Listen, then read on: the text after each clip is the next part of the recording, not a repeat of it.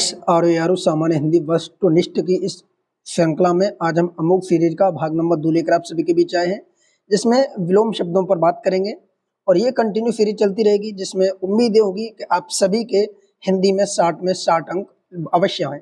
तो आइए मित्रों, आज के सेकंड सेशन को कंटिन्यू करते हैं और कैसा लगता है लेक्चर कमेंट करके जरूर बताएं। वीडियो पसंद आता है तो अपने मित्रों के साथ शेयर करें और साथ ही साथ जो भी मित्र हमारे साथ पहली बार जुड़े हैं वो चैनल को सब्सक्राइब भी करें।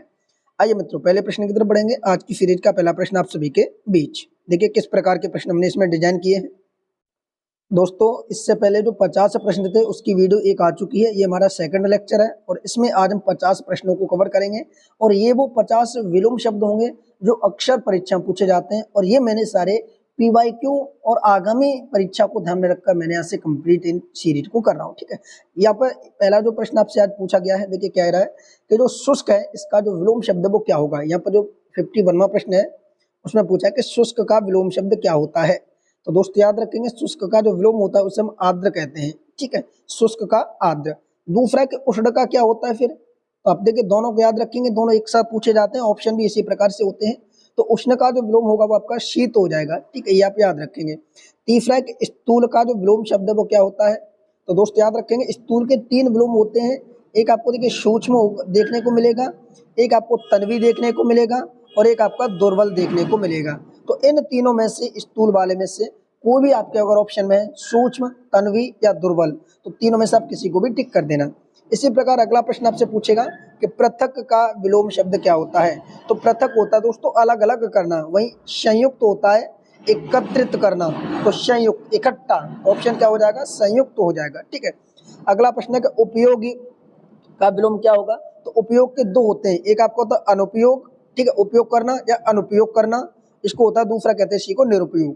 तो उपयोग के कितने हुए, एक तो अनुपयोग और दूसरा आपका निरुपयोग। तो ये दोनों ही विलोम आप याद रखेंगे। आगे आपसे पूछा जाएगा विलोम में कि उद्यमी शब्द का विलोम क्या है। तो दोस्त याद रखेंगे, उद्यमी शब्द का विलोम होता है निरुद्धम। क्या होता है, निरुद्धम। अगला आपका अल्पज्ञ, अल्पज्ञ माने बहुत कम, तो क्या हो जाएगा, बहुज्ञ। ठीक है, बहुज्ञ हो जाएगा इसका। अगला आपका संधि युक्त, देखेंगे यहाँ पर गौर से, संधि युक्त, तो इसका हो जाएगा संधिहीन। ठीक है, क्या हो जाएगा इसका विलोम, संधिहीन। अगला प्रश्न आपसे संयुक्त, तो दोस्तों संयुक्त अभी हमने ऊपर देखा था, इसका हो जाएगा वियुक्त। ठीक है, याद रखेंगे संयुक्त का वियुक्त हो जाएगा।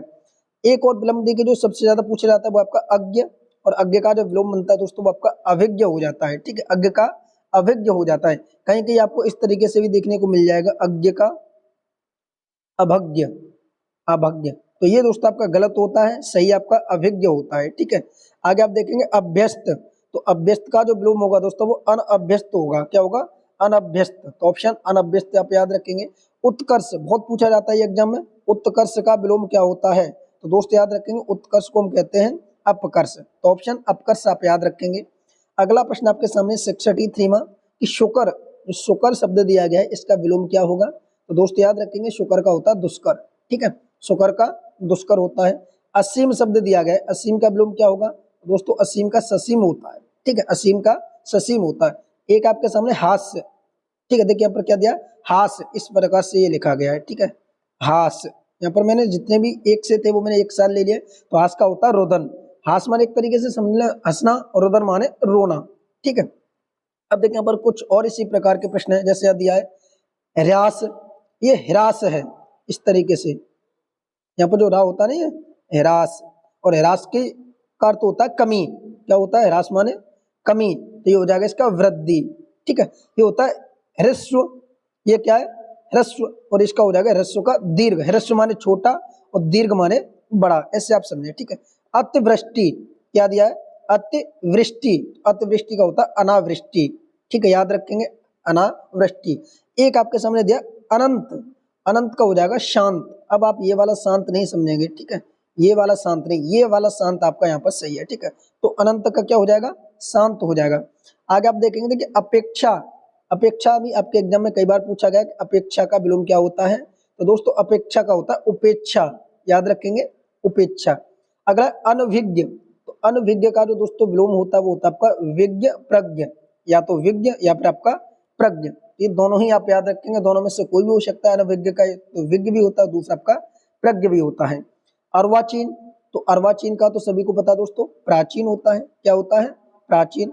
ग्रथित, कितना जबरदस्त विलोम है, 73 में ग्रथित। तो ग्रथित का विकीर्ण हो जाता है। यहाँ पर देखिए जितने भी विकीर्ण से बनने वाले विलोम थे मैंने सारे एक साथ ले लिए हैं। ग्रथित इसका विकीर्ण हो जाएगा। अब देखिए और कौन कौन से विकीर्ण होते हैं।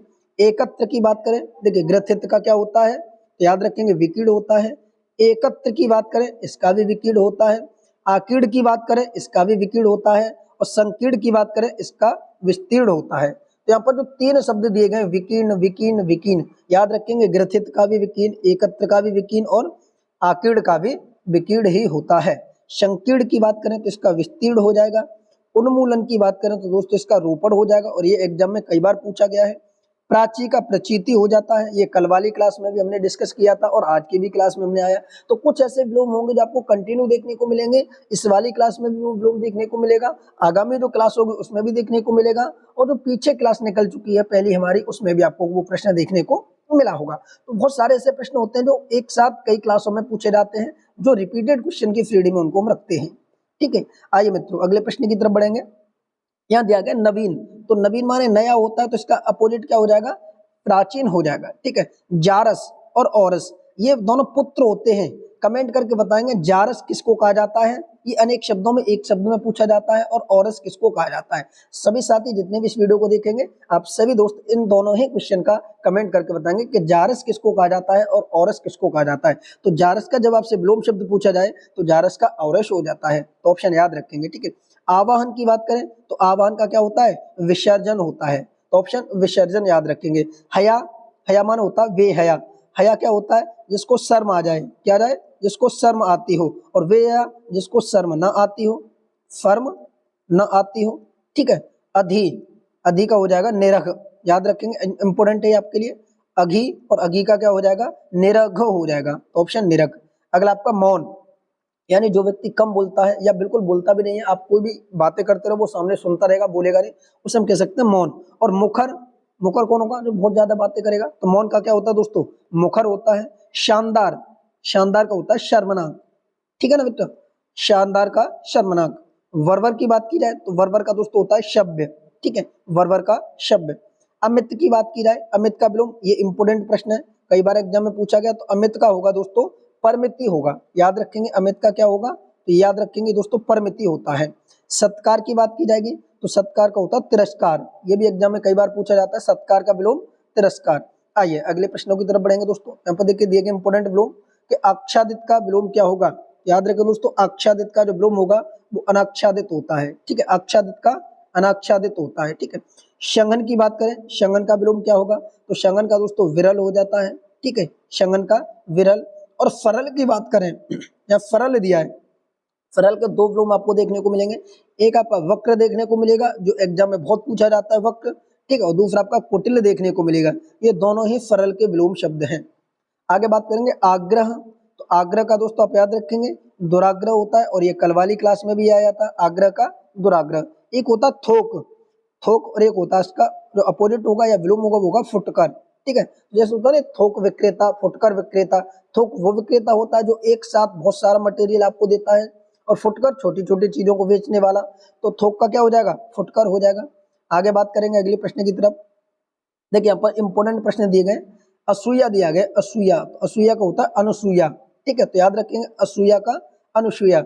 अधित, यहाँ पर देखिए एक शब्द दिया गया अधिष्ठित, और अधिष्ठित का जो विलोम होता है दोस्तों वो होता है अनधिष्ठित, क्या होता है, अनधिष्ठित। तो ये दोनों याद रखेंगे। आस्था, आस्था को हो जाएगा अनास्था, तो ये भी इंपोर्टेंट विलोम शब्द हो जाता है। ठीक है, एक भी ऐसा विलोम नहीं है जो आपकी आरओ परीक्षा में ना पूछा गया हो और आपकी आने वाली परीक्षा में ना पूछा जाए, ये सारे के सारे सिलेक्टेड प्रश्न हैं, और इन्हीं प्रश्नों से आपके एग्जाम में प्रश्न पूछे जाएंगे। प्रमुख की बात करें तो प्रमुख का क्या हो जाएगा, सामान्य हो जाएगा। ठीक है, ये प्रमुख चीज है, इंपोर्टेंट चीज है, तो ये सामान्य चीज है, इसकी कोई वैल्यू नहीं है। ठीक है, जिसमें कहता हूँ इंपोर्टेंट प्रश्न है यानी प्रमुख प्रश्न है, मैं कहता हूँ सामान्य प्रश्न है, देख लीजिए आ सकता है एग्जाम में, तो दोनों में डिफरेंट होता है। ठीक है, तो प्रमुख का क्या होगा, सामान्य होगा। अगला प्रश्न आपका अमीय, अमीय का जो विलोम होगा वो दोस्तों इंपोर्टेंट हो जाता है, और ये एग्जाम में आरओ 2021 में पूछा गया है। तो अमीय का जो विलोम होगा साथियों वो आपका हलाहल होता है। ठीक है, क्या होता है, हलाहल होता है। आगे बढ़ेंगे दोस्तों अगले विलोम शब्दों की तरफ। आगे आपके सामने है कि आद्रत का, ये इस तरीके से लिखा गया आद्रत। ठीक है, आर्द्रत, इस तरीके से लिखा गया है। तो आर्द्रत का जो विलोम होगा वो निरार्द्रत होता है। क्या होता है साथी? निरार्द्रत होता है। यहीं पर एक विलोम और पूछा जाता है उपत्यका। उपत्यका जो विलोम होगा वो आपका आदित्य का होता है। याद रखेंगे क्या होगा इसका? आदित्य का। तो दोस्तों 2 क्लास में हमने 100 प्रश्नों को कवर किया है। इसी प्रकार की 50-50 प्रश्नों की वीडियो लेक्चर आपको मिलती रहेंगी, जिससे कि आप अपनी तैयारी को अच्छी मजबूत कर लें। जो साथी नोट्स नहीं बना पा रहे हैं वो इसका पीडीएफ हमारे टेलीग्राम से डाउनलोड कर लें। और अगर आप चाहते हैं कि इसका नोट्स भी बनाएं तो वीडियो को प्ले करके अपने कॉपी पेन लेकर साथ ही साथ इनका नोट्स भी बना सकते हैं। और कमेंट करके जो बताएं आपको ये प्रश्न कैसे लग रहे हैं। इसी प्रकार की कंटिन्यू सीरीज देखने के लिए सभी साथीगण हमारे चैनल को सब्सक्राइब करें, साथ ही साथ थोड़ा सपोर्ट बनाए रखें। कंटिन्यू आपको इसी प्रकार की वीडियो मिलती रहेगी। रीजनिंग की क्लास हमारी 2 आ चुकी हैं, तीसरी आपको इस क्लास को देखने के 2 घंटे बाद वो क्लास भी आपको देखने को मिल जाएगी। तो आप एक बार चैनल को सब्सक्राइब अवश्य करें, जिससे कि आपको रीजनिंग का पैटर्न पता चल जाए कि रीजनिंग के जो 15 प्रश्न आते हैं, जो हमें सिलेक्शन दिलाएंगे, वो 15 प्रश्न किस प्रकार के आते हैं, कौन कौन से टॉपिक से आते हैं। तो मित्रों चलिए मिलते हैं अब अगली रीजनिंग की क्लास में। तब तक के लिए आप सभी का तहे दिल से धन्यवाद। Thank you. जय हिंद, जय भारत।